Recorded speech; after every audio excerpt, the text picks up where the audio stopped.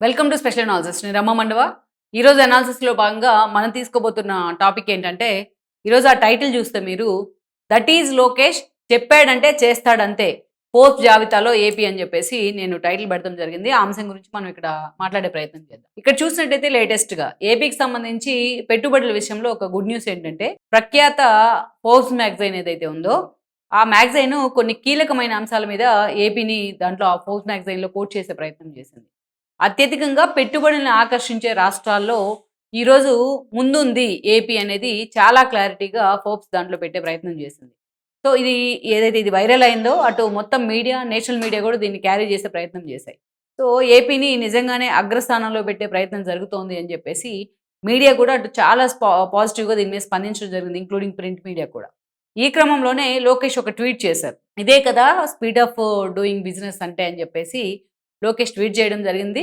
అంతేకాదు నిన్నటి వరకు మనం ఏపీ మిగతా రాష్ట్రాలతో పాటు పోటీ పడుతుంది అనుకున్నాం. ఈరోజు మిగతా రాష్ట్రాలను కూడా దాటేసి దూసుకుపోతుంది అని చెప్పి చాలా ఆనందంగా లోకేష్ ఒక ట్వీట్ చేయడం జరిగింది. యెస్, నిజమే. ఎందుకంటే ఇది రాష్ట్రానికి కూడా ఒక గర్వకారణం. ఒక ప్రైడ్ మూవ్‌మెంట్ ఇది. ఎందుకు ప్రైడ్ మూవ్‌మెంట్ అన్నానంటే, రాష్ట్రం ఏర్పడి ఏదైతే మనకి 2014లో విభజిత ఆంధ్రప్రదేశ్‌కి ఆ రోజు చంద్రబాబు నాయుడు సీఎం అయ్యారు. సీఎం అయిన తర్వాత 5 ఏళ్ళు అమరావతి రాజధాని అన్నారు. రాష్ట్రం మీద ఫోకస్ పెట్టారు. ఐటీ మినిస్టర్‌గా అయిన లోకేష్ కూడా కొన్ని ఐటీ కంపెనీలు కష్టపడి తీసుకొచ్చారు. సో ఏదో ఒకటి రాష్ట్రాన్ని, అమరావతిని అందరూ కూడా మాట్లాడుకునేలాగా చేశారు కొంత. కొంత దాని మీద చర్చ కూడా జరుగుతూ ఉండేది ఎప్పుడు కూడా. చంద్రబాబు నాయుడు బ్రాండ్ కూడా దానికి కొంత యాడ్ అయింది. ఆఫ్టర్ ఆల్ ఇటుకలు, అమరావతి నిర్మాణంలో ఇటుకలు ఏదైతే ఆన్‌లైన్‌లో పెడితేనే ఆ స్థాయిలో అమ్ముడుపోయినాయంటే what about Chandrababu Naidu brand అనేది మనం అర్థం చేసుకోవచ్చు. సరే, ఏదో కింద మీద పడ్డారు. కియా కార్స్ కంపెనీ దగ్గర నుంచి సిటీలో కొన్ని కంపెనీస్ వరకు, హెచ్ఎస్బీసీ దగ్గర నుంచి మిలియన్ టవర్స్‌లో కొన్ని కంపెనీల వరకు ఆ రోజు రాష్ట్రం కొంత తలెత్తుకునే ప్రయత్నం జరిగింది. అయితే ఆ తర్వాత బీజేపీతో విభేదాలు గానీ, ఎన్డీఏ నుంచి బయటికి రావడం గానీ, ఇక మరోవైపు చూస్తే జగన్మోహన్ రెడ్డి సీఎం అయిన తర్వాత 5 ఏళ్ల పాటు హెచ్ఎస్బీసీ దగ్గర నుంచి మిలియన్ టవర్స్‌లో ఉన్న ఐటీ కంపెనీలు మొత్తాన్ని పంపించేశారు. రాష్ట్రంలో ఉన్న అమరరాజా బ్యాటరీని పక్క రాష్ట్రానికి వెళ్ళగొట్టారు. ఎక్స్‌టెన్షన్ ప్లాన్ పెట్టుకున్నామంటే వాళ్ళని థ్రెటన్ చేశారు. ఇలా ఒకటి కాదు, 2 కాదు. అసలు జగన్మోహన్ రెడ్డి ప్రభుత్వం అంటేనే పెట్టుబడిదారులని ఉలిక్కిపడేలా చేశారు. భయపడేలా చేశారు. సో ఈ దెబ్బకు ఉన్న కంపెనీలు కూడా పారిపోయే పరిస్థితి. రివర్స్ టెండరింగ్ దగ్గర నుంచి ఈ రోజున పీపీఏలను రద్దు చేయడం వరకు కూడా కేంద్రం పరువు కూడా తీశారు ఈ విషయంలో. సరే, ఆర్థికంగా రాష్ట్రాన్ని అతలాకుతలం చేశారు. గవర్నర్‌కి తెలియకుండా ఆయన కోటాలో కూడా అప్పులు తీసుకొచ్చుకున్న పరిస్థితి అయితే ఉంది. ఇంకా అంతకన్నా మనం మాట్లాడుకోవడం వేస్ట్ ఆ 5 ఏళ్ల పరిపాలన గురించి. సరే, ఇదంతా జరిగిన తర్వాత పెట్టుబడిదారుల్లో ఒక నమ్మకం కోల్పోయింది రాష్ట్రం. చంద్రబాబు నాయుడు ఉన్నా, జగన్ ఉన్నా, ఇంకొకరున్నా 5 ఏళ్ల పాటు జరిగిన ఆ అరాచకాన్ని మాత్రం పెట్టుబడిదారులు మర్చిపోలేకపోతా ఉన్నారు. అలాంటి వాళ్ళని ఈరోజు రాష్ట్రం వైపు తీసుకురావాలంటే చాలా కష్టమైన పని, క్లిష్టమైన పని. ఒక రూపాయి పెట్టుబడి పెట్టాలంటే మనమే 10 సార్లు ఆలోచిస్తాం. కేజీ వంకాయలు కొనాలంటే దాంట్లో పుచ్చులున్నాయా, ఏమున్నాయి, ఎలా ఉన్నాయి అనేది, ఫ్రెష్‌గా ఉన్నాయా లేవనేది ఒకటికి 5 సార్లు చూస్తాం. అలాంటిది రాష్ట్రంలో రూ. 10 పెట్టుబడి పెట్టాలి అంటే అంత ఈజీగా కళ్ళు మూసుకొని పెట్టుబడి పెట్టేస్తారా పెట్టుబడిదారులు? వాళ్ళకి ఆ భయం ఉంది. 5 ఏళ్ల పాటు తాము పడిన ఇబ్బంది, పెట్టుబడి పెట్టిన వాళ్ళని జగన్మోహన్ రెడ్డి సర్కార్ ఎలా ఇబ్బందులు పెట్టిందనేది కూడా వాళ్ళకి ఐడియా ఉంది. అందుకని అంత ఈజీగా ఏం రాలా. 2 ఏళ్ళు అవుతోంది కూటమి ప్రభుత్వం, ఏడాదిన్నర 2 ఏళ్ల మధ్యలో ఉంది కూటమి ప్రభుత్వం. ఈ ఏడాదిన్నరలోనే ఆ పెట్టుబడిదారుల్ని రాష్ట్రం వైపు తీసుకురావడంలో లోకేష్ 100% సక్సెస్ అయ్యారు. నిజానికి లోకేష్ ఐటీ మినిస్ట్రీ తీసుకున్నప్పుడు చాలామంది అసలు ఆయన మంత్రి పదవి లేకుండా ఉంటే బాగుండేది, పార్టీ మీద ఫోకస్ పెడితే బాగుండేది, గతంలో ఆల్రెడీ మంత్రిగా చేశారు కదా అనుకున్నారు. కానీ ఈరోజు లోకేష్ పనితీరు చూసిన తర్వాత ఆయన మంత్రిగా అవ్వడమే మంచిది అని చెప్పేసి రాష్ట్రం డిస్కషన్ చేసుకుంటా ఉంది ఈ రోజున.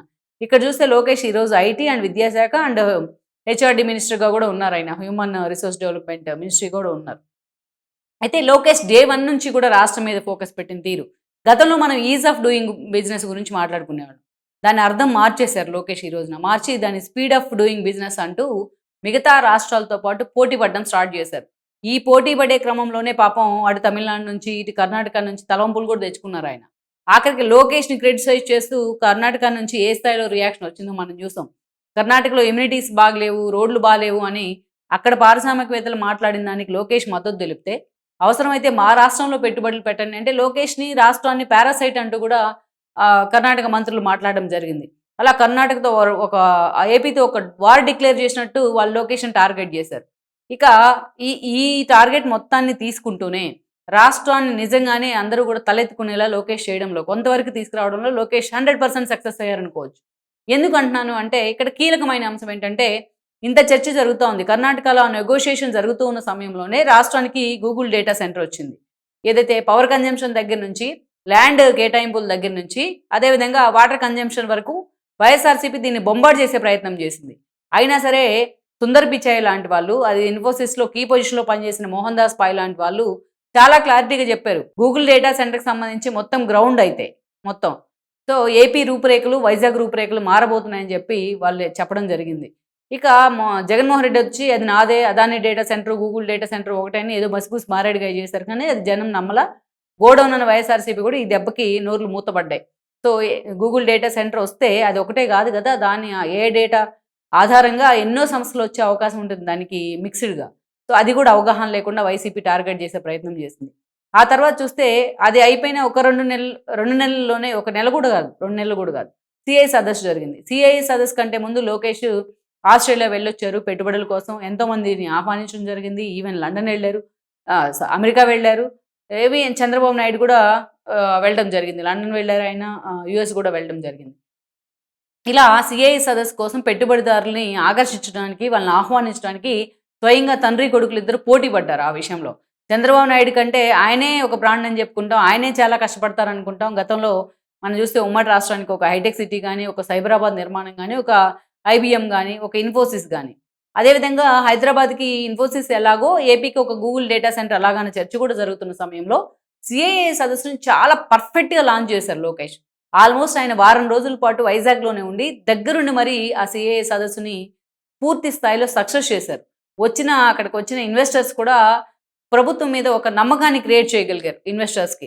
ఆఖరికి చంద్రబాబు నాయుడు అయితే ఎస్క్రో ఖాతాలు కూడా ఓపెన్ చేస్తాను నేను మీ నమ్మకం కోసం అని కూడా మాట్లాడడం జరిగింది. ఆనంద్ మహీంద్రా లాంటి వాళ్ళు దాన్ని వెల్కమ్ చేశారు. ఈ రోజు చూస్తే సిఐ సదస్సు వేదికగా కుదుర్చుకున్న ఎంఓయూలు ఆల్మోస్ట్ మనం చూస్తే 613 ఎంఓయూస్ కుదిరాయి అక్కడ. అంతేకాదు దగ్గరగా 13 lakh crore ఇన్వెస్ట్మెంట్స్ వచ్చాయి రాష్ట్రానికి.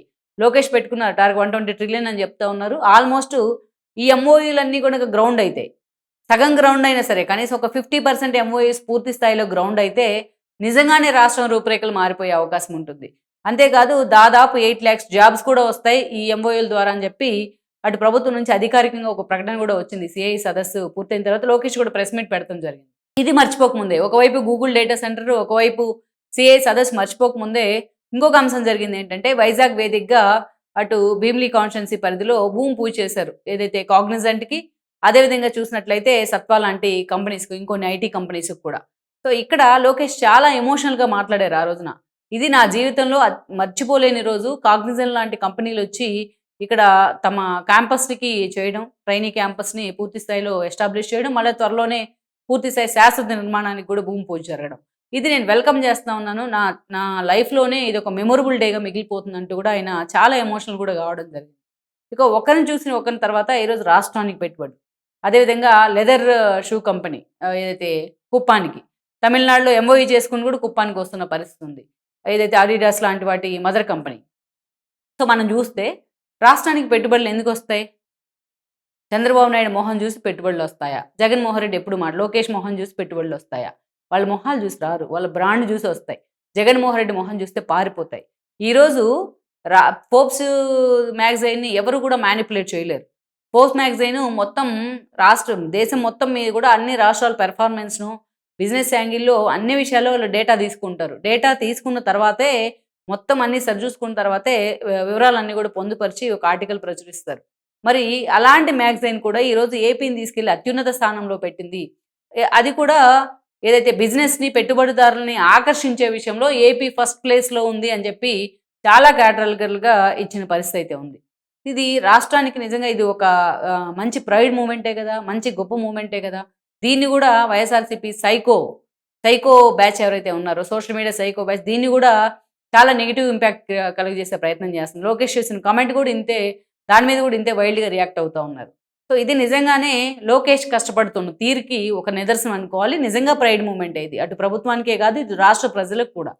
ఇంకోవైపు ఆయన చెప్తా ఉన్నారు, ఒక కంపెనీ రావాలంటే వాళ్ళని కన్విన్స్ చేయాల్సి వస్తుంది, 1కి 10 సార్లు కన్విన్స్ చేయాల్సి వస్తుంది, రెట్టింపు కష్టపడాల్సి వస్తుంది. గతంలో జగన్ అనుభవాల దృష్ట్యా 13 నెలలు పట్టింది నాకు కన్విన్స్ చేయాలంటే గూగుల్ ప్రతినిధులని అని చెప్పేసి ఆయన పదే తమ పడిన కష్టాన్ని కూడా చెప్తా ఉన్నారు. ఈరోజు తన తండ్రికి పోటీ పడుతూ ఉన్నారు ఆయన. సో ఇది ఒక్కటి చాలు. అందుకే లోకేష్ చెప్తే చేస్తాడంతే అని చెప్పేసి నేను టైటిల్ పెడతానికి అదే కారణం. ఒక పాజిటివ్ వైబ్ కదా, రాష్ట్రం తలెత్తుకొని మిగతా రాష్ట్రాల వైపు చూసేలాగా ఒక పాజిటివ్ వైబ్.